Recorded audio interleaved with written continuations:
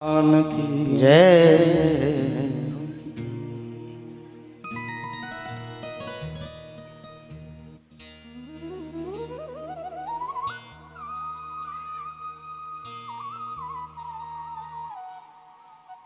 ऋषियों ने कहा कि अजामिल भगत जी का घर नहीं है ना? नहीं। अजामिल की पत्नी ने कहा गुरुदेव ये अजामिल का घर तो है, लेकिन अजामिल भगत जी का घर नहीं है। अजामिल का घर तो यही है, बिल्कुल ठीक, लेकिन अजामिल भगत जी का घर नहीं है। अजामिल का घर है मात्र। और मेरा पति कैसा है वह सारा हाल बता दिया। आप जैसे साधुओं की झोली डंडाओं को छुड़ा लेते हैं, चोरी करता है, डाका डालता है, जीवों को मार करके खा जाता है, बहुत बड़ा पापी है। आप को किसने यहां भेज दिया है? महापुरुष लोग, सज्जन लोग ऐसे व्यक्ति का पानी भी पीना नहीं चाहते हैं। बेचारे जा रहे हैं। ठीक है बेटी, हमारे साथ उपहास किया है, कोई बात नहीं।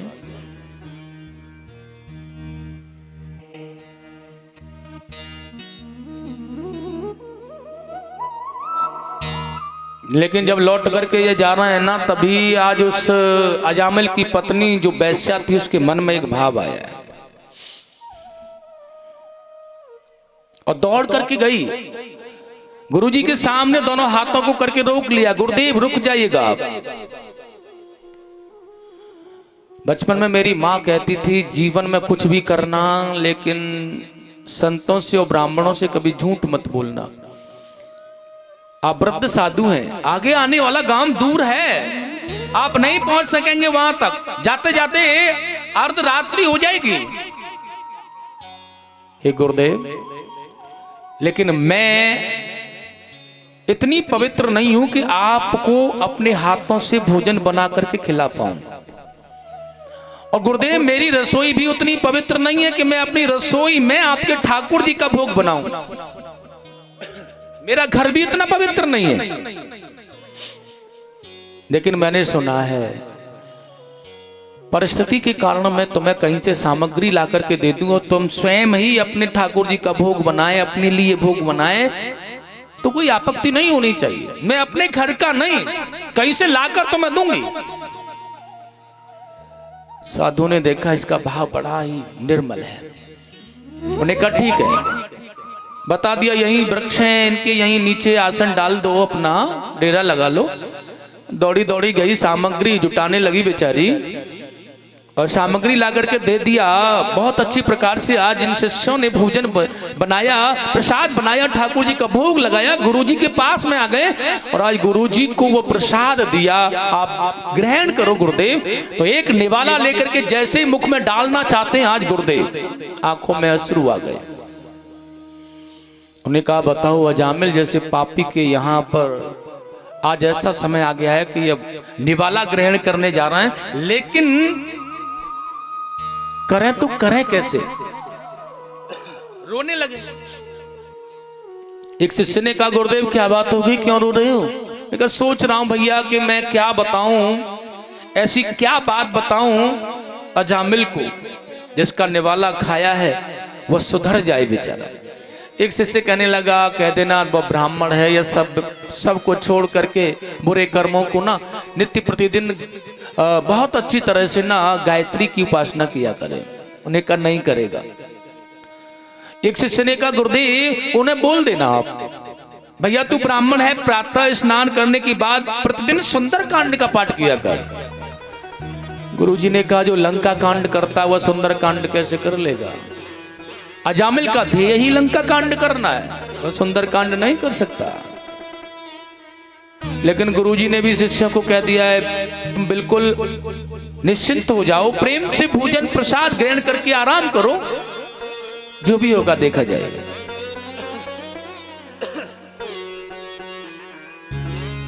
सारे साधु जन भजन करते करते विश्राम कर रहे हैं ना, तो आज रात्रि के 12 बजे हैं। अजामिल आया, सर पर पोटली रखी हुई है धन की, खजाने की, और सुनो अनेक पंछी लटके हुए मरे हुए, उन्हें पकाकर खाएगा।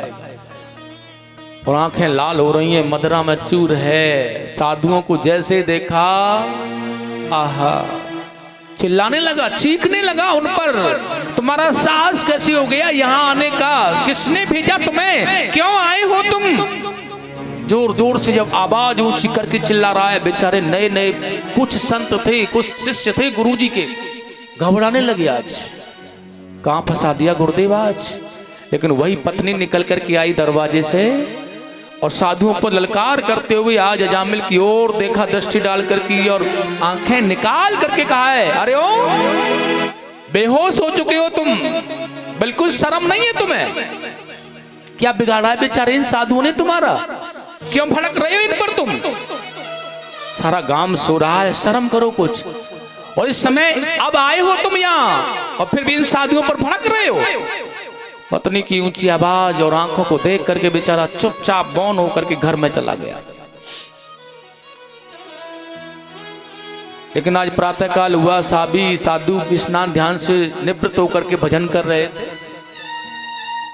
वही आज अजामिल निकल के आ गया है। कीर्तन चल रहा है साधुओं का, लेकिन वो देख रहा अभी कीर्तन चल रहा है, मुझे देखने के बाद भी मेरा इतना खौफ नहीं है ना कि अपना बोरी बिस्तरा बांध करके चले जाएं। टेढ़ी नजर करके देख रहा भैया।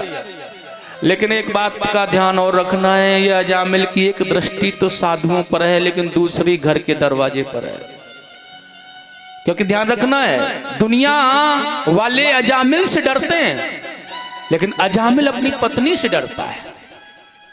दुनिया वाले अजामिल से डरते हैं, लेकिन अजामिल अपनी पत्नी से डरता है। इसलिए एक दृष्टि डाल करके देख रहा है दरवाजे की ओर, कहीं निकल के पुनः फिर ना आ जाए, और एक दृष्टि से आज इन साधुओं को धमका रहा है। तभी गुरुजी ने अपने पास में बुलाया अजामिल को, भैया इधर आओ। हाँ बताओ जल्दी, क्या बात है? तुम्हारे यहाँ तुम्हारी पत्नी ने व्यवस्था की है जिससे हमने भोजन किया है।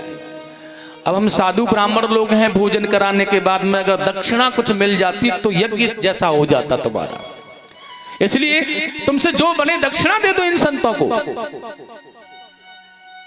अजामिल ने हंस करके कहा, दक्षिणा?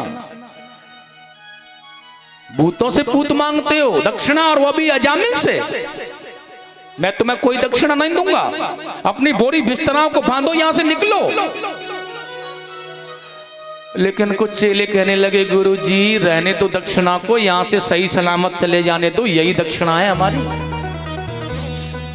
लेकिन भैया आज गुरुजी ने कहा, लाला अजामिल तू हमें दक्षिणा दे नहीं सकता तो हमसे दक्षिणा ले सकता है ना? अजामिल ने कहा, लेने का काम तो रोज ही करता हूं, जो भी देना जल्दी दे दो। गुरुजी ने अजामिल को पास में बुला करके बड़े प्रेम से कहा, आज उसके कान में बड़े प्यार से धीरे से कहा, तेरी पत्नी है ना, यह गर्भवती है, और बेटा अजामिल अगर इसके पुत्र हो जाए ना तो उस पुत्र का नाम नारायण रख लेना। ऐसा कहकर के चले गए। आज संतों के चले जाने के बाद में आज जब समय आया उसकी पत्नी के पुत्र हुआ, तो भाग्यवश उस पुत्र का नाम नारायण रख ही लिया। छोटा है, नारायण रूपी पुत्र है, सबसे छोटा है, स्नेह ज्यादा हो गया, मोह ज्यादा है, उसी के साथ खेलना, खाना, पीना, सोना, हर समय उसे चुपकाए रखता है अपने से। इसलिए ममता, मोह की आसक्ति नारायण रूपी पुत्र में हो गई। लेकिन पाप कर्म का बदला वह गड़ा भर गया, और जब यह उबलता हुआ गड़ा फूटने लगा ना, तो पाप कर्म के कारण यह बीमार जब पड़ गया, क्योंकि ऐसे ही तो नहीं चला जाएगा पापी, अपने कर्मों के भोग को तो भोगना पड़ेगा ना। बीमार है, पड़ा है खटिया पर, बहुत समय लग गया, डॉक्टरों ने इलाज किया, वैद्यों ने इलाज किया, लेकिन किसी भी प्रकार से यह ठीक नहीं हो पा रहा है। और अंत में यमदूत से पकड़ करके ले जाने के लिए आ ही गए, और जैसे यमदूत आए हैं ना आज, तो ये चिल्ला रहा है, और चिल्लाते चिल्लाते मैंने आपसे कहा था ना कि आसक्ति हमारी मरते समय कहां होती है। देखिए स्पष्ट है, प्रत्यक्ष के लिए प्रमाण की जरूरत नहीं है। आज नारायण की आसक्ति कहां पर है? अपने पुत्र को बुला रहा है, अरे ओ पुत्र नारायण जल्दी आ, ये यमदूत आ गए, मुझे मार डालेंगे, ले जाएंगे, भैया जल्दी से आकर के मेरी रक्षा कर ले, मुझे बचा ले इनसे। और पुकार कर रहा है, दुहाई लगा रहा है अपने पुत्र नारायण को बुलाने के लिए। और वही नारायण वहां पर खेल रहा है, लेकिन अपने पिता को एक भी बार मुड़ के नहीं देखा। उसके मन में यही चल रहा है कि कब यमदूत आ गए तो जल्दी ले जाएं। और चिल्ला करके कहने लगा, आज अजामिल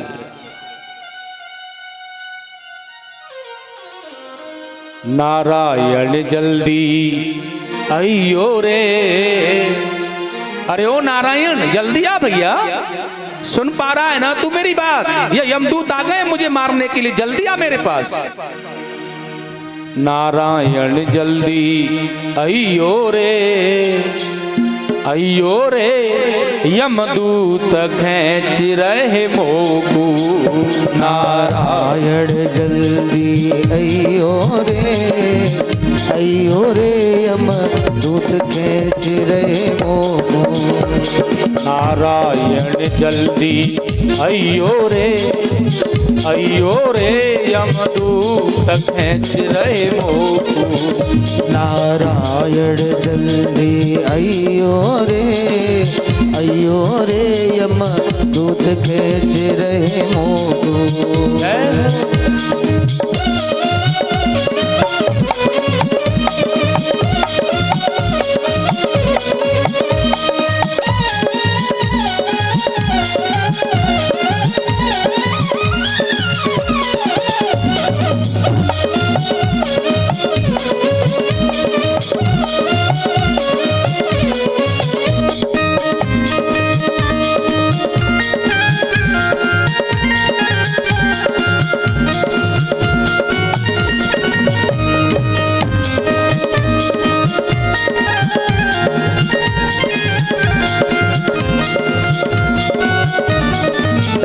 और चिल्ला चिल्ला करके कह रहा है पुत्र नारायण से, अरे ओ पुत्र दूत दे रहे मोय दुख भारी। दूत दे रहे मोय दुख भारी। ये यम के दूत है ना, मुझे बहुत पीड़ा दे रहे हैं। इनके कर में लगी कटारी। ओ इनके कर में लगी कटारी। हाँ इनके कर में लगी कटारी। ओ इनके कर में लगी कटारी। तुम इनसे मोए बचैयो रे यमदूत खींच रहे मोकू। नारायण जल्दी अयो रे यमदूत खींच रहे मोकू। जय हो।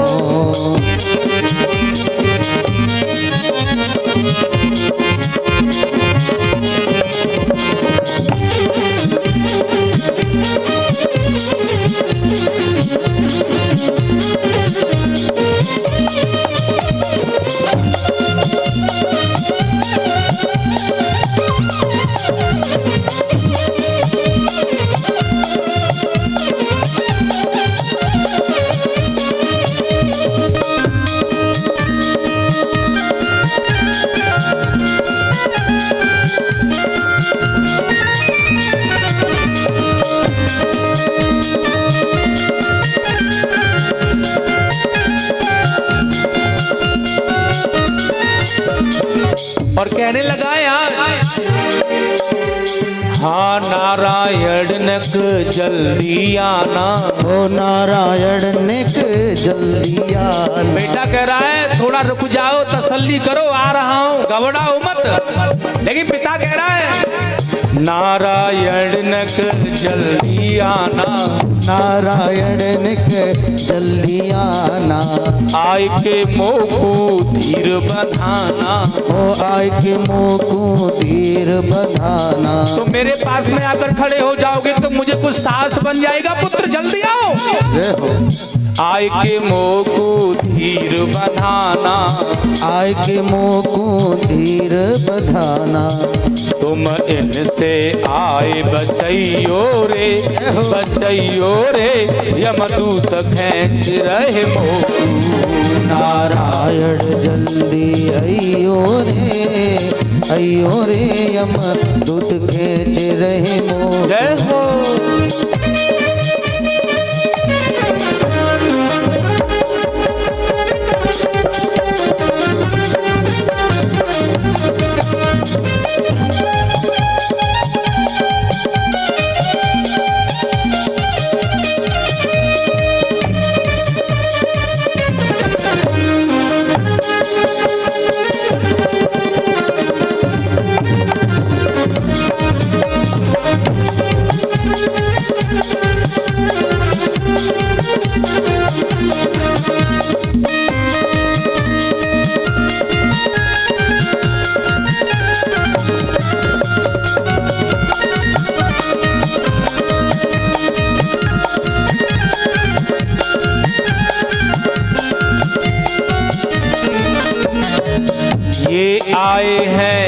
चढ़े हाथिन पे, ये आए हैं चढ़े हाथिन पे, ये आए हैं चढ़े हाथिन पे, ये आए हैं चढ़े हाथिन पे।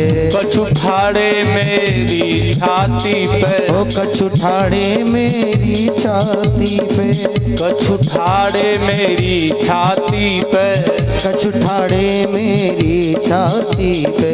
मोकू आए बचैयो रे, बचैयो रे, यमदूत खेच रहे मोकू। नारायण जल्दी अयो रे यम दूत खेच रहे मोकू। जय हो।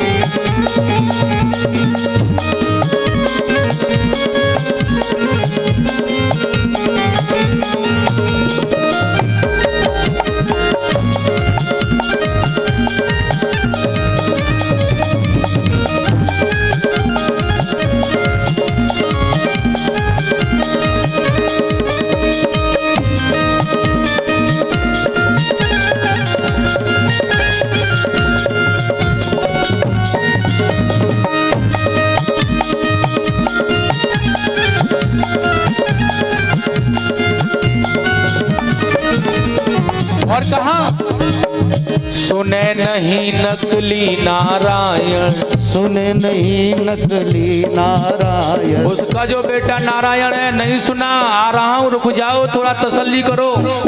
लेकिन इतने में क्या हुआ, सुने नहीं नकली नारायण, सुने नहीं नकली नारायण। आए गए असली नारायण, आए गए असली नारायण। ओ आए गए असली नारायण, आए गए असली नारायण। रे भैया हरि गुण गइयो रे, गइयो रे यमदूत खेच रहे आए के। नारायण जल्दी अयो रे यम दूत खेच रहे मोको। नारायण जल्दी अयो रे यमदूत खेच रहे मोको। नारायण जल्दी अयो रे यम दूत खेच रहे मोको। ओ यमदूत खेच रहे मोको, यमदूत खेच रहे मोको। यमदूत खेच रहे मोको, यमदूत खेच रहे मोको। यमदूत खेच रहे मोको। और देखिए आपके समक्ष भगवान नारायण की झांकी प्रस्तुत है। परीक्षित महाराज अपने जोड़े के सहित आकर के पूजन करें। उसके बाद सभी भक्त भगवान का पूजन करेंगे, तिलक करेंगे। ऐसा नहीं है कि पैसे के बगैर पूजन नहीं होगा, इनके पास है वो श्रद्धा से पूजन करें। सभी भक्तों को पूजन करना चाहिए, सभी तिलक करेंगे भगवान का।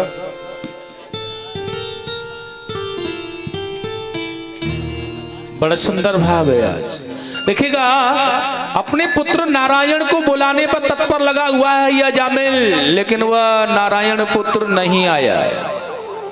लेकिन भगवान कह रहे हैं ना, अंत काले च मामे विस्मरण मुक्त्वा कलेवरम। अंत समय पर भगवान का जो नाम ले रहा है, और तुलसीदास जी भी कह रहे हैं भाव कुभाव अनख आलसहु और नाम जपत मंगल दिस दसहु। भगवान कह रहे हैं भैया भाव से कुभाव से किसी भी प्रकार मेरा नाम जो ले रहा है, मुझे अपना शत्रु समझ रहा है, या मुझे अपना प्रेमी समझ रहा है, मुझे अपना भाई समझ रहा है, या मुझे अपना मित्र समझ रहा है, जैसे भी जिस प्रकार से मुझे समझ रहा है अपना, मैं उसका बेड़ा पार कर देता हूं, भव से पार उसे कर देता हूं। बस मुझे समझ ले, किसी रूप में समझ ले। और वो बार बार जोर जोर से चिल्ला रहा है नारायण पुत्र नारायण, जल्दी आओ जल्दी आओ जल्दी आओ। लेकिन वह नारायण पुत्र नहीं आया। भगवान श्री हरि का विमान आया और अपने पार्षदों को भेजा जाकर के यमदूतों को भगा दो। और स्वामी सुखदेव जी ने कहा आज यमदूतों को जाकर के भगवान पार्षद भगाने लगे, भैया तुम यहां से जाओ। यमदूतों ने कहा यह नरकगामी है, पापी है, दुराचारी है, इसलिए हम आए हैं यहां पर, इसे ले जाने के लिए आए हैं। लेकिन भगवान के पार्षद कह रहे हैं तुम इसे नहीं ले जा सकते हो। क्यों? क्योंकि यह भगवान का स्मरण कर रहा है।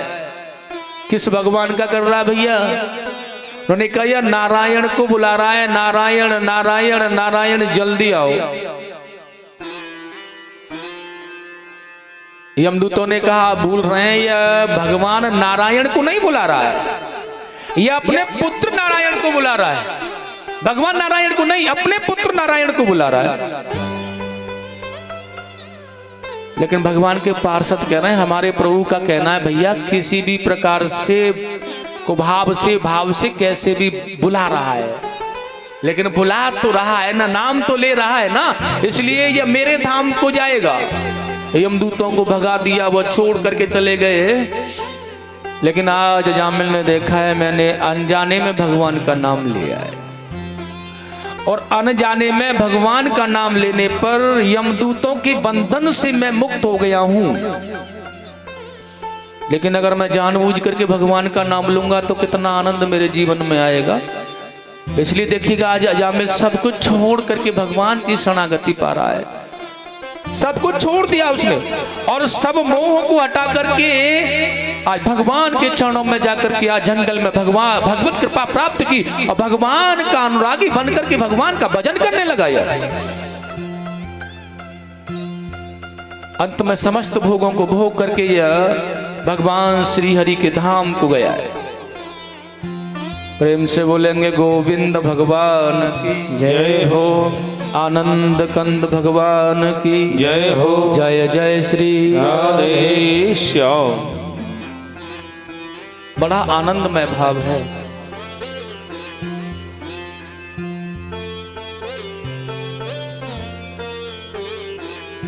भगवान प्रभु की कृपा जब किसी पर बरसती है तो बड़ा आनंदमय भाव बन जाता है। देखिए इस कथा के माध्यम से हमें एक शिक्षा अपने जीवन में लेनी चाहिए, और वह कौन सी शिक्षा है जो कि हमें इस कथा के माध्यम से ग्रहण करनी चाहिए, ध्यान रखना है। आज हम यह तय कर लें कि हमें अपने बच्चों का जो नाम है ना वह भगवान से जोड़ करके रखना चाहिए।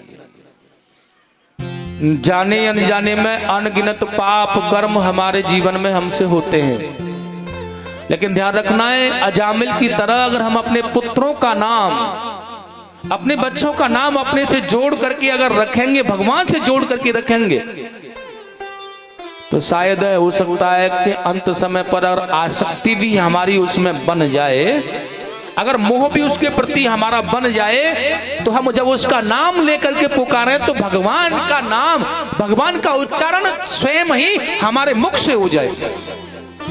इसलिए हमें भगवान के नाम पर, उस आधार पर अपने बच्चों का, अपने परिवार के लोगों का नाम रखना चाहिए। गोविंद, गोपाल, कृष्ण, मुरारी आदि जो भी जैसा उचित लगे, जिस भगवान के असंख्य नाम होते हैं, और मेरे प्रभु के असंख्य नामों में से तुम्हें जो अच्छा लग रहा है उसे रख लो। और बस जब अपने जीवन में तुम उस नाम को लेकर के उच्चारण करते रहोगे ना, अपने पुत्र का बुलाते रहोगे ना, तो तुम्हारे सद पाप नष्ट होते रहेंगे, पुण्य अर्जित बनते रहेंगे। बुला अपने पुत्र को रहे हो लेकिन नाम प्रभु का ले रहे हो, आनंद ही आनंद तुम्हारे जीवन में आता रहेगा।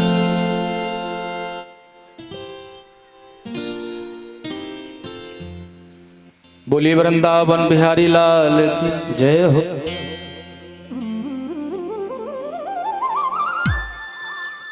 आगे बड़ा सुंदर है भाव।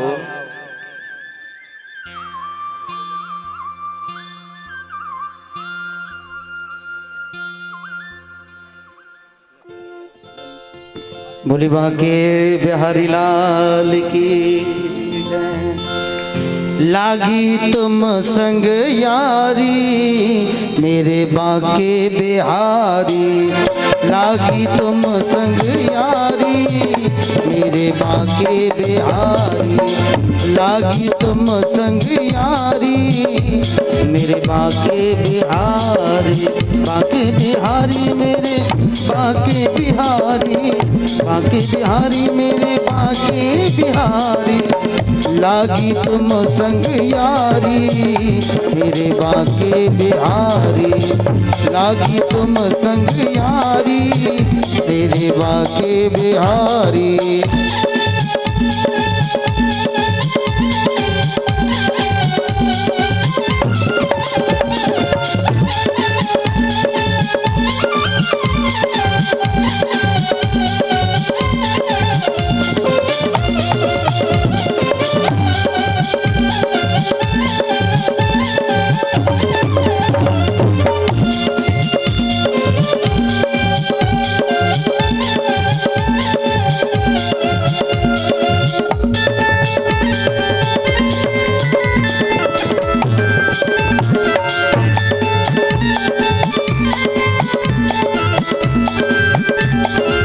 कटी में पीतांबर गले में माला, कटी में पीतांबर गले में माला,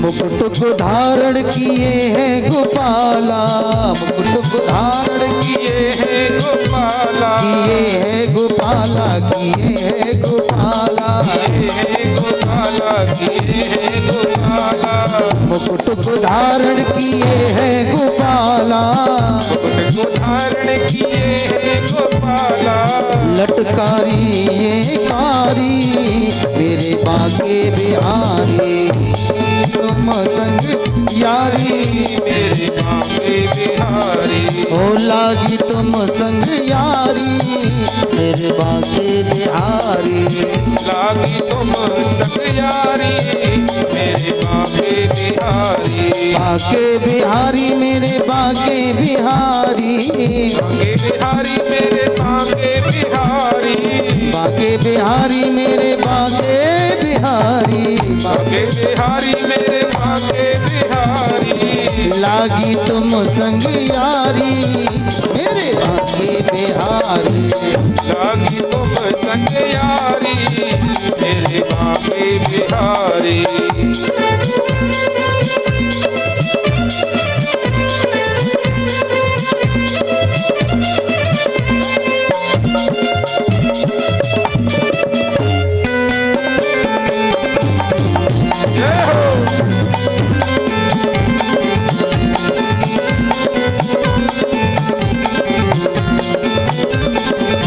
सांवरी सूरत के दर्शन तुम्हारे, सावली सूरत के दर्शन तुम्हारे, सांवली सूरत के दर्शन तुम्हारे, सावली सूरत के दर्शन तुम्हारे, मुरली मनोहर है जब से निहारे, मुरली मनोहर है जग से निहारे, मुरली मनोहर है जब से निहारे, मुरली मनोहर है जब से निहारे, बन बैठे हैं पुजारी मेरे बाके बिहारी, लागी तुम संग यारी मेरे बाके बिहारी, ओ लागी तुम संग यारी मेरे बाके बिहारी, लागी तुम संग यारी मेरे बाके बिहारी, निधवन में नित्य रास रचावे, मधुबन में तेरा शिर रचावे, निधवन में नित्य रास रचावे, निधिवन में तेरा शिर रचावे, सब सखिया मिल गीत सुनावे, सब सखियां मिल गीत सुनावे, गीत सुनावे सखी गीत सुनावे, गीत सुनावे सखी गीत हाँ सुनावे, गीत सुनावे हाँ जी गीत सुनावे, गीत सुनावे हाजी गीत सुनावे, निधवन में नित्य रास रचावे, निधिवन में तेरा शिर रचावे, सब सखियां मिल गीत सुनावे, सब सखियां मिले गीत सुनावे, नाचे बारी बारी मेरे बांके बिहारी। लागी तुम संग यारी मेरे बांके बिहारी, बांके बिहारी मेरे बांके बिहारी, बांके बिहारी मेरे बांके बिहारी, बांके बिहारी मेरे बांके बिहारी, बांके बिहारी मेरे बांके बिहारी। आइए जिन भक्तों को मेरे बांके बिहारी से यारी हो वो एक बार दोनों हाथ उठाए, पीछे वालों तुम भी उठा लो। ऐसे बैठे गए जैसे कि सरकारी हॉस्पिटल में आंखने बनवाए भी आए हुए। ताली साथ बोले, लागी तुम संग यारी मेरे बांके बिहारी, लागी तुम संग यारी मेरे बांके बिहारी, ओ लागी तुम संग यारी मेरे बांके बिहारी, लागी तुम संग यारी मेरे बांके बिहारी, बांके बिहारी मेरे कुंज बिहारी, बांके बिहारी मेरे कुंज बिहारी, कुंज बिहारी मेरे बांके बिहारी, कुंज बिहारी मेरे बांके बिहारी, लागी तुम संग यारी मेरे बांके बिहारी। बोलो, लागी तुम संग यारी मेरे बांके बिहारी, ओ लागी तुम संग यारी मेरे बांके बिहारी, लागी तुम संग यारी मेरे बांके बिहारी, मेरे बांके बिहारी, बांके बिहारी मेरे रास बिहारी, काश बिहारी, मेरे कुंज बिहारी, कुंज बिहारी। बोली बांके बिहारी लाल की। बोलिए सत गुरुदेव भगवान की जय हो।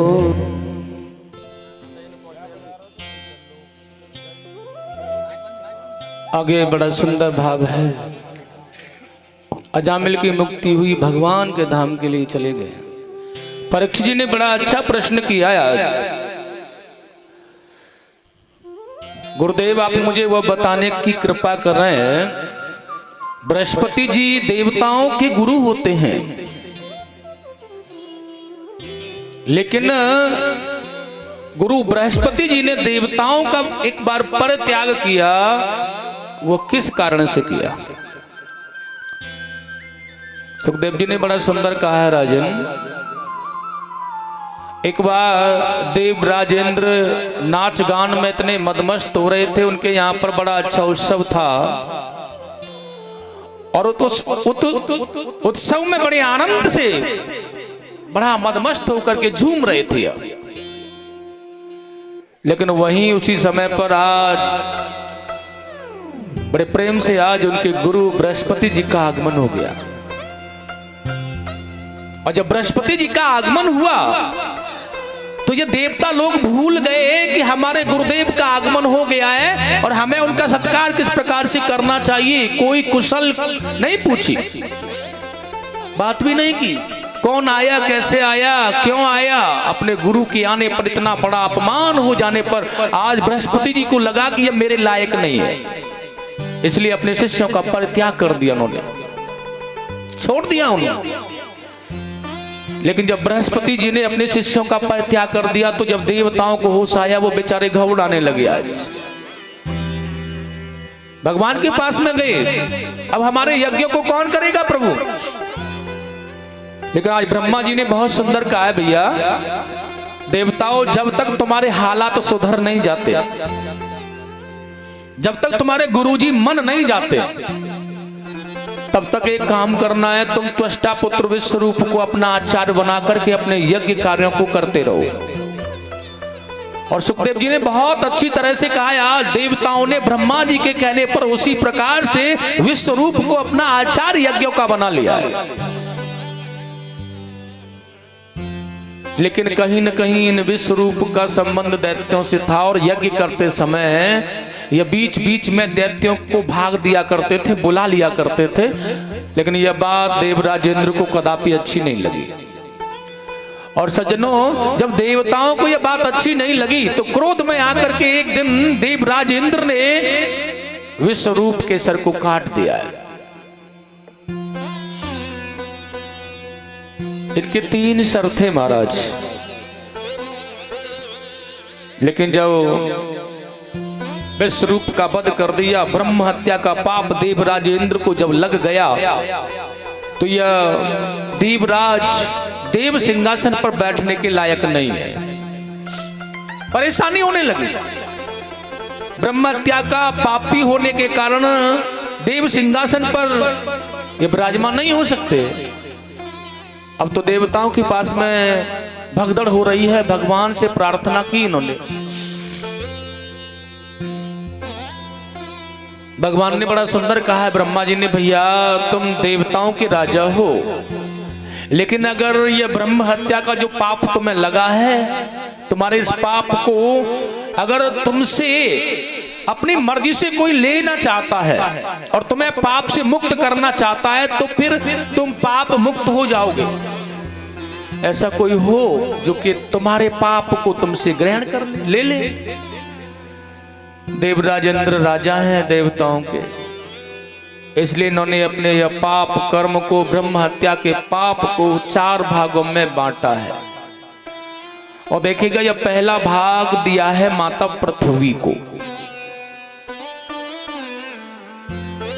लेकिन माता पृथ्वी ने कहा है आप मुझे ब्रह्म हत्या का पाप फल तो प्रदान करा रहे हो, लेकिन कोई वरदान भी दो। देवराज इंद्र ने वरदान दिया है, क्योंकि यह पाप का जो भाग होता है ना माता पृथ्वी पर, यह किस रूप में पाया जाता है? गड्ढे, अनन्य प्रकार से जहां ऊसर भूमि होती है, जहां उपज नहीं होती है, इस रूप में पाप का अंश वहां नजर आता है। लेकिन वरदान भी इसे मिला है, जहां ऊसर भूमि होगी, गड्ढे होंगे, तुम्हारी जहां प्रधानता नहीं होगी, वही जगह स्वयं तुम्हारे गड्ढे भरते रहेंगे और वह पावन पवित्र होती रहेगी। कलिकाल में यह वरदान मिला माता पृथ्वी को। और उसके बाद में दूसरा भाग दिया है वृक्षों को, लेकिन इन्हें भी वरदान दिया है तुम्हारे काट देने पर तुम्हारी पुष्टि होती रहेगी। आपने देखा है वृक्षों को अगर काट दिया जाए कहीं से तो वो वहीं से फूटने लगता है। यह इंद्र का वरदान है इनके लिए।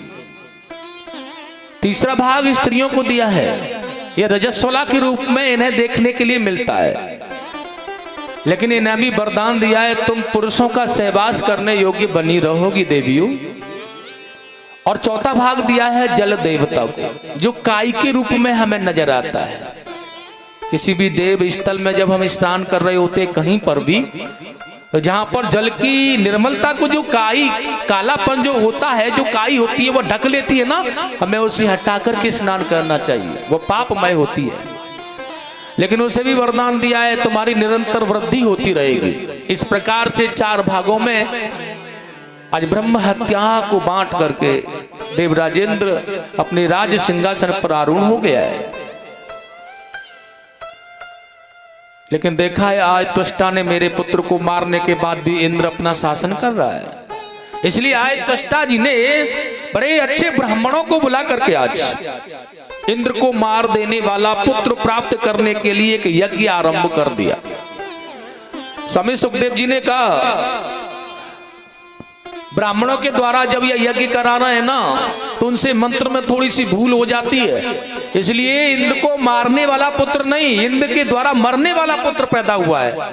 लेकिन बशर्ते यहाँ पर जब पूर्ण आहुति हुई और इस यज्ञ से निकलने वाला व्यक्ति आया, विकराल रूप है, वृतासुर नाम का दैत्य इस यज्ञ से निकला है। स्वामी सुखदेव जी ने कहा अपने पिता की आज्ञा पाकर के यह देवताओं को रौंदने लगा है। अकेला ही सारे देवताओं की सेना के लिए काफी है। जब से देवताओं की सेना में भगदड़ मच गई और ये परेशान होकर के भगवान के पास में गए, त्राहि माम रक्षा करो भगवान हमारी, तब भगवान श्री हरि ने कहा देवताओं तुम्हें केवल तुम्हारी सुरक्षा करने वाला संसार में एक ही व्यक्ति है, और वह है महर्षि दधीच। मृतलोक में तपस्या करने वाले तपेश्वरी महामुनि महर्षि दधीच की अस्थियां अगर तुम्हें मिल जाएं, उनके द्वारा बनाए हुए अस्त्र के द्वारा इसकी मृत्यु हो सकती है। स्वामी सुखदेव जी ने कहा आज बेचारे देवता निराश होकर के वहां पर पहुंचे हैं और जाकर के देखिएगा महर्षि दधीच से उनकी अस्थियों को प्राप्त करने का मन बनाया तो उन्होंने भली भांत कुशल रूप में आकर के वो प्रदान कर दिया। देखिए जिससे वज्र बनाया गया है देवी देवताओं ने उसमें शक्तियां प्रदान की हैं। उस वज्र को लेकर के इंद्र आज युद्ध करने के लिए आया है वृत्तासुर से। तो देखिए अपने वज्र का प्रहार करके वृत्तासुर एक भुजा को काट दिया है इंद्र ने। लेकिन जैसे ही आज वज्र का प्रहार हो रहा है वृत्तासुर को अपने गोविंद का अपने प्रभु का चिंतन हो रहा है, ध्यान हो रहा है। धीरे धीरे जिस प्रकार ये वृत्तासुर मृत्यु की ओर चला जा रहा है उसी प्रकार से आज अपने श्री हरि का अनुभव करता हुआ जा रहा है। लेकिन उसके बाद में दूसरी भुजा को भी काट डाला है। लेकिन यह वृत्तासुर बिना भुजा वाला आज खड़ा है और एक ही बात कह रहा है इंद्र से, भैया तुम ये अपना वज्र उठा करके मेरे सर पर प्रहार करो, मुझे मार डालो। लेकिन जब इंद्र ने आज गर्दन पर प्रहार किया है तो अपने प्रभु का आज दर्शन करने लगा यह वृत्तासुर और उसकी मृत्यु होने पर उसके अंदर से दिव्य ज्योति निकली जो सीधा भगवान श्री हरि के चरणों में जाकर के विलीन हो गई। परीक्षित जी ने प्रश्न किया है गुरुदेव इतना बड़ा पापी जो देवताओं को मारने आया तो मरने के बाद भगवान श्री हरि के चरणों में कैसे गया?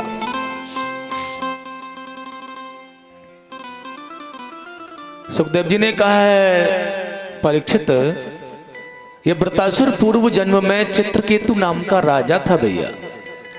कृतिधुति नाम की इसकी एक पत्नी थी, बड़े प्रसन्न थे ये। लेकिन इनके यहाँ कोई संतान नहीं थी। एक बार अंगिरा ऋषि पधारे थे इनके यहाँ, महापुरुषों के आने पर उन्होंने प्रार्थना की उनसे। तो देखेगा अंगिरा ऋषि ने एक फल दिया उनको जो कि वो फल पास में होने के कारण रानी कृतिधुति को अर्पण कर दिया राजा ने। और वही फल रानी कृतिधुति ने जब खा लिया तो उसे संतान रूपी पुत्र प्राप्त हुआ है।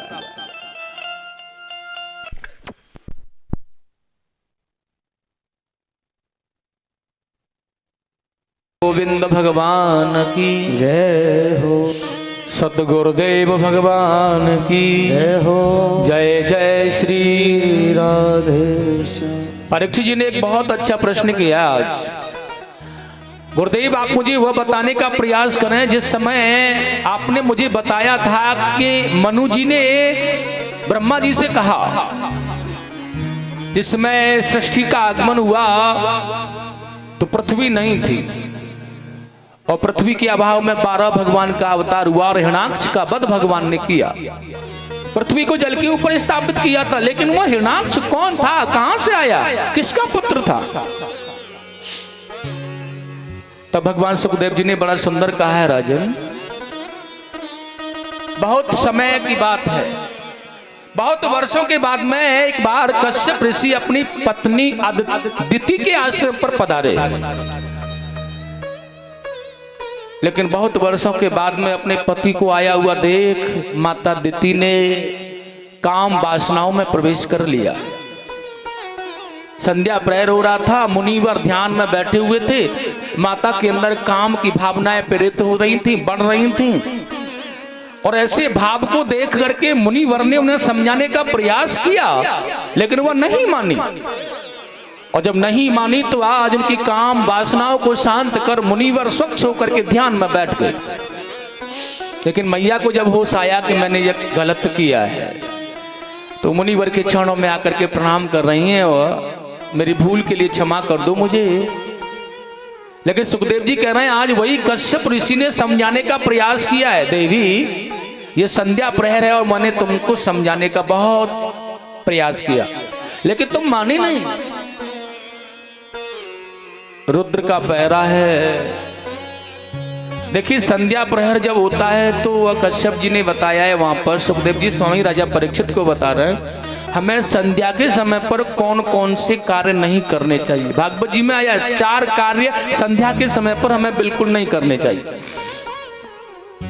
और वह 4 कार्य कौन से हैं? संध्या के समय हमें नहीं करनी चाहिए। संध्या काले च संप्राप्त चतुर्कुमार वर्जयेत, वह 4 कार्य वर्जित हैं। संध्या के समय पर कभी भी हमें भोजन नहीं करना चाहिए। अगर हम संध्या के समय पर भोजन करते हैं ना तो अनेक प्रकार के रोगों से हम ग्रसित हो जाते हैं। अनगिनत रोग हमारे शरीर में प्रफुल्लित हो जाते हैं, जिनकी कोई पता नहीं होता कहां से आए, कब आए, कैसे आए। इसलिए संध्या के समय पर हमें कभी भी भोजन नहीं करना चाहिए। संध्या पर आने से पहले भोजन कर लेना चाहिए या संध्या प्रहर बीतने के बाद भोजन करना चाहिए। दूसरा, संध्या के समय पर कभी भी पठन पाठन नहीं करना चाहिए। संध्या के समय पठन पाठन करने का मतलब है विवेक नष्ट होना, क्योंकि विद्या के स्वामी हैं भगवान शंकर और उस समय उनका पैरा होता है और उस समय जब वो ऐसा भाव देखते हैं तो विवेक नष्ट कर देते हैं। हो सकता है कि तुम्हारा विवेक नष्ट हो जाए, इसलिए संध्या के समय पर कोई भी पठन पाठन नहीं करना चाहिए।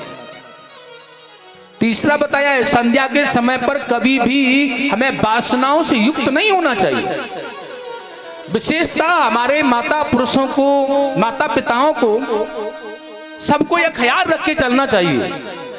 संध्या के समय पर अगर वासनाएं मन में आती हैं, काम शत्रु जितेंद्रिय होते हैं, तो दुष्ट संतान होने का भय होता है। वह संतान कभी भी माता पिता की सेवा नहीं कर सकती, परिवार में अपने बड़े बुजुर्गों का सत्कार नहीं कर सकती है। इसलिए संध्या के समय पर हमें यह कार्य नहीं करना चाहिए। दिन में भी हमें यह कार्य नहीं करना चाहिए। वासनाओं से वशीभूत नहीं होना चाहिए। और उसके बाद में चौथा कार्य बताया है सदगुरुदेव स्वामी ने, निंद्रायाम हरते लक्ष्मी। हमें संध्या के समय पर कभी भी सोना नहीं चाहिए। अगर संध्या प्रहर हम सोते हैं ना तो हमारे घर से माता लक्ष्मी जी हमें छोड़ करके चली जाती है। ये 4 कार्य नहीं करने चाहिए हमें संध्या के समय। और जो भी इन 4 कार्यों को करते हैं उन्हीं से भगवान रुद्र रुष्ट हो जाते हैं, क्योंकि संध्या जो प्रहर है यह भगवान शिव माने भगवान रुद्र का प्रहर है। इस समय भगवान रुद्र पहरा देते हुए निकलते हैं, तो उस समय करना क्या चाहिए? उस समय कुछ भी जीवन में नहीं कर सकते हो तो भ्रमण करना चाहिए। अच्छा, उस समय अपने गुरु मंत्र का जाप करना चाहिए। उस समय अगर करना है वह भी नहीं है तो अपने घर के बाहर एक दीपक जला करके हरि कीर्तन करना चाहिए।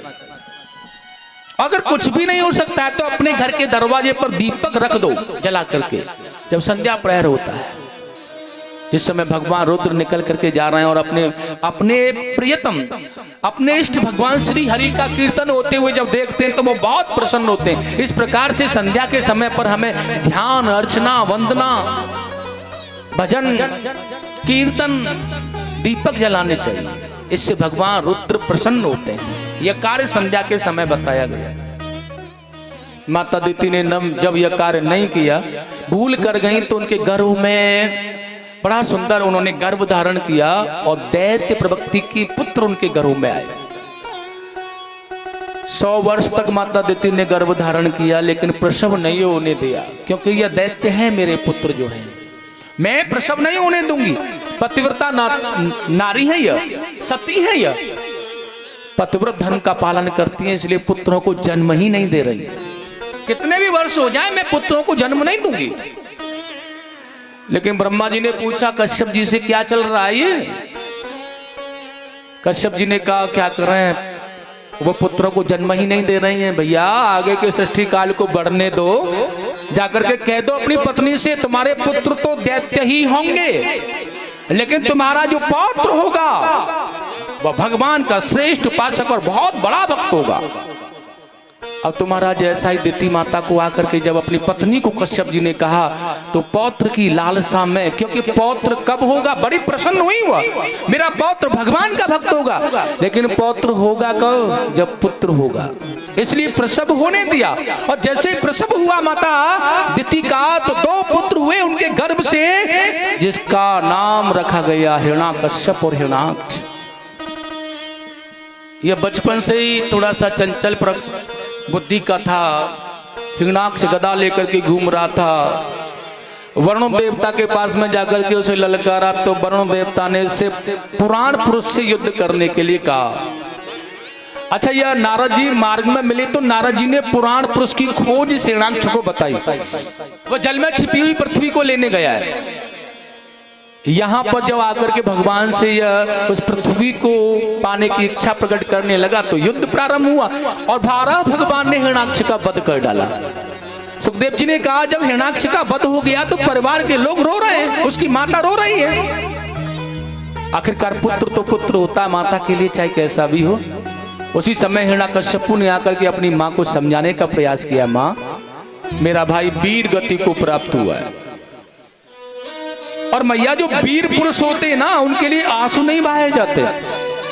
उनके लिए जो हमारे वीर पुरुष होते हैं, जो वीर गति को प्राप्त होते हैं, जो युद्ध क्षेत्र में अपनी वीरता दिखा करके परम गति को प्राप्त करते हैं, अगर उनके लिए रोया जाता है ना तो वह सम्मान नहीं है, उनका अपमान कर रहे हैं हम। इसलिए उनके लिए अश्रु नहीं बहाए जाते, उन्हें बड़े आनंद के साथ विदा किया जाता है, सदगति प्राप्त होती है उनको मैया। इसलिए मैया यह संसार आवागमन का एक नाटक है, इसमें जीव आता है चला जाता है। आने वाले का सत्कार करो क्योंकि तुम्हारे पास में कुछ पल रहने वाला है। जाने वाले को जाने दो, उसे रोकने का प्रयास ही मत करो क्योंकि तुम्हारे हक में, तुम्हारे बल में इतना सामर्थ्य नहीं है कि तुम उसे रोक लो। इतना बड़ा उपदेश देने के बाद में आज अपने मंत्रियों से जाकर सलाह कर रहा है, फिर भी यह नारायण श्री हरि विष्णु ने मेरे भाई का वध किया, यह मेरा शत्रु है भैया, मैं इसे मारना चाहता हूं, कैसे इसका वध होगा। हमारे साथ में जो हमारे सगे संबंधी हमारा हित चाहते हैं ना, वो बिल्कुल सही बात बोलते हैं, चाहे वो हमें कटु लगे। और जो हमारी चापलूसी करने वाले चमचे लोग होते हैं वो बात हितकर नहीं करेंगे, हमें बर्बाद करने के लिए सोचेंगे वो।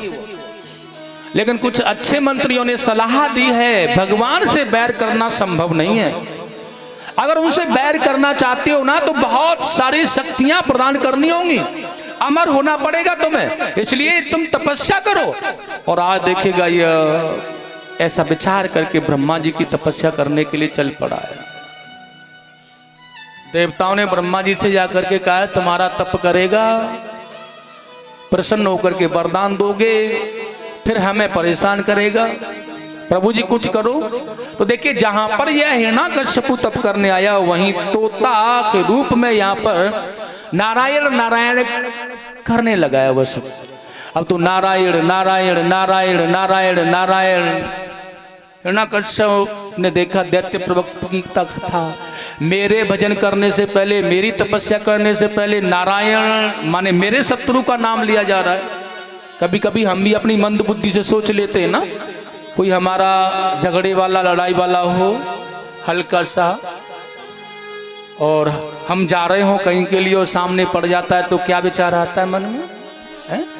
मंद बुद्धि है यह दैत्य प्रवृत्ति होती है हमारे अंदर जो होती है, और यही हिरण्यकश्यपु के अंदर है। यह मेरे शत्रु का नाम ले रहा है और मैं यहां भजन नहीं कर सकता हूं, अब शगुन हो गया, चला गया, दूसरी जगह पर गया, तीसरी जगह गया, लेकिन वह सुख माने तोता पीछा करता रहा। अंत में लौट करके आ गया। उनकी एक पत्नी थी महाराज जिसका नाम था कयादु। पत्नियां तो दैत्य राय था कितनी होंगी, लेकिन एक सुशील पतिव्रता नारी थी जिसका नाम कयादु था। आज कयादु ने देखा है मेरा पति तपस्या करने गया, लौट के कैसे आया है, लेकिन वह सोच रही है अगर मैं अभी पूछ लेती हूँ ना तो यह दैत्य राज है, तलवार निकालेंगे गर्दन पर चला देंगे, गोविंदाय नमो नमो, मार डालेंगे मुझे। इसलिए दिमाग से काम लेना है, सतबुद्धि से काम लेना है, और बुद्धि का प्रयोग किया, सतबुद्धि का प्रयास किया और अपने पति को ठंडा जल पिलाया, मन हल्का किया उनका, हाथ पकड़ करके अंदर। आखिरकार तो पति है ना, चाहे कैसी भी बुद्धि का है, दैत्य राज ही सही, लेकिन उसका पति है, वो पतिव्रता नारी है। हाथ पकड़ करके अंदर महलों में लेकर बिठाला, अच्छा सत्कार किया, हवा की, और उसके मन पसंद का आज भोजन बनाकर तैयार किया और अपने हाथों से परोस करके खिलाया। और खिलाते खिलाते एक बड़ा अच्छा कहा है, स्वामी आपके जैसा बलवान योद्धा मुझे संसार में कहीं भी नजर नहीं आता। आप बहुत सौंदर्यवान हैं, आप रूपवान हैं। पत्नी का धर्म होता है पति की बढ़ाई करना या पति के ऐश्वर्य का बखान करना, कोई बड़ी बात नहीं, और वह सत्य कार्य कर रही है। लेकिन अभिमानी लोग क्या करते हैं, फूल के लट्टू हो जाते हैं, जैसे कि हिरण्याकश्यप फूल के लट्टू हो गया। वाह, सही कह रही हो। वही मौके का फायदा पत्नी ने उठा लिया, जैसे ही खुश हुआ, प्रसन्न हुआ, बिल्कुल सही कह रही हो, मैं ऐसा ही हूं। तो फिर यह बता दो कि आज जब भजन करने गए थे, तपस्या करने गए, तो लौट के क्यों आए? कितनी चालाकी से काम लिया कयादू ने। और हिरण्याकश्यप एकदम से मिड़मिड़ाने लगा, नहीं नहीं कोई बात नहीं, ऐसी कोई बात ही नहीं हुई देवी। स्वामी, संसार में तुमसे सभी डरते हैं, लेकिन तुम किसी से डरते नहीं हो। तुम्हारा पुरुषार्थ, तुम्हारा वैभव त्रिलोक में छा रहा है। आखिरकार क्या बात है जो तुम छिपा रहे हो? हिरण्याकश्यप ने कहा, ऐसी कोई बात नहीं है, बस मैं तपस्या करने जब बैठा था ना, तो वहां मेरे शत्रु का नाम एक तोता ले रहा था। क्या नाम ले रहा था वह तोता, मुझे बताओ ना। कयादू ने पूछ लिया है। हिरण्याकश्यप कह रहा है वह तोता बोल रहा था, नारायण नारायण नारायण। आज उनकी पत्नी कयादू के मन में भाव जागृत हो गया कि आज पहली बार मेरे पति ने नारायण का नाम लिया, और मैं ज्यादा से ज्यादा नारायण का यह नाम लिखवाती रहूंगी इनसे। स्वामी, आप सच बोल रहे हो ना? वह तोता बोल रहा था नारायण नारायण। हिरण्याकश्यप ने कहा, देवी वह बोल रहा था नारायण नारायण नारायण नारायण नारायण नारायण। कोई कार्य करने में पुनः फिर लग गई, धीरे से पास में आकर के फिर कहा, एक बात पूछ लूं आपको? मुझे ही पागल समझते हो आप? क्या बात है देवी? मैंने सुना है तोते तो बोलते ही नहीं है, वह नारायण कैसे बोल रहा था? अचानक से दिमाग पलटा। हिरण्याकश्यप ने कहा, मैंने सुना अपने कानों से, वह बोल रहा था नारायण नारायण नारायण। धीरे धीरे इसी प्रकार से, इसी बहाने से अब तो नारायण ध्वनि की लट लगवा ली है। 108 बार मंत्र का जाप करा लिया नारायण। आज रात्रि में विश्राम गृह में पहुंचाया, भगवत कृपा प्राप्त हुई। आज रात्रि लौटने पर माता कयादू पत्नी के साथ शयन करने पर माता कयादू को आज नारायण ध्वनि की स्मृति के मात्र से गर्भ धारण करने मिला, तो इसलिए उनके गर्भ में भक्त की उत्पत्ति हो गई। और सज्जनों, बड़ी अच्छी बात है यह। प्रातःकाल अपने पति का पूजन किया, तपस्या करने चले गए। भगवान नारायण की, भगवान ब्रह्मदेव की पूजा की, अर्चना की, तपस्या की उन्होंने। देवता लोगों ने प्रयास किया, उनकी राजधानी पर आकर आक्रमण करना चाहा, पत्नी को पकड़ करके ले गए, मारना चाहते हैं, लेकिन नारद जी ने बचा लिया। जिसे तुम मारना चाहते हो ना मूर्ख देवताओं, इसी के गर्भ में तुम्हें बचाने वाला पुत्र पल रहा है उसका, तो छोड़ दिया देवता।